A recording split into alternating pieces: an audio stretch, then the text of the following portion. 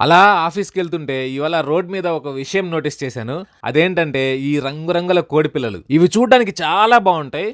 కానీ ఎక్కువ రోజులైతే బతకవు. ఈ విషయం 90స్‌లో ఉండే వాళ్ళకి బాగా తెలుసు. ఎందుకంటే అప్పట్లో ఈ కోడిపిల్లల్ని పెంచడానికి చొక్కాలు చించేసుకునేవాళ్ళం. యునైటెడ్ స్టేట్స్ లాంటి చాలా కంట్రీస్‌లో ఈ కోడిపిల్లలకి కలర్ వేసే ప్రాసెస్‌లో వాడే కెమికల్స్ వల్ల అవి అనారోగ్యానికి పాలవుతున్నాయని చెప్పి ఈ కోడిపిల్లలకి కలర్ వేసే ప్రాసెస్‌ని బ్యాన్ చేశారు. ఈ కలరింగ్ ప్రాసెస్ అనేది 2 రకాలుగా జరుగుతుంది. ఒకటి కోడిపిల్ల మీద మన ఫుడ్ కలర్స్‌ని స్ప్రే చేయడము. రెండోది గుడ్డులోకి డైరెక్ట్‌గా కలర్‌ని ఇంజెక్ట్ చేయడము. సో ఈ రెండో ప్రాసెస్ చాలా బాధాకరమైంది. నిజం చెప్పాలంటే మనిషి వాడి సంతోషం కోసం వేరే జంతువుల్ని ఎంత బాధ పెడతాడు అనేదానికి ఇదొక ఎగ్జాంపుల్. ఈ ఎర్త్ బాగుండాలంటే మనుషులంతా చచ్చిపోతే చాలు గురు. జంతువులన్నీ నేచర్ ని చాలా ప్రేమగా చూసుకుంటాయి. ఎందుకంటే అవి మనలాగా వండుకుని ప్రాసెస్ ఫుడ్స్ తినవు కాబట్టి, ఏదైనా సరే నేచురల్ సోర్స్ నుంచే తీసుకుంటాయి కాబట్టి అవి నేచర్ ని చాలా చాలా ప్రేమగా చూసుకుంటాయి. అండ్ మీరు చూసుకోండి, యానిమల్స్ లో కానీ బర్డ్స్ లో కానీ మన మనుషులకు ఉన్నట్లుగా వాటికి ఎక్కడ స్వార్థం ఉండదు.